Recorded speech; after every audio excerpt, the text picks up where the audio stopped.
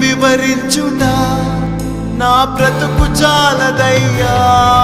నీ ప్రేమ వర్ణించుట నా వల్ల కాదయ్యా.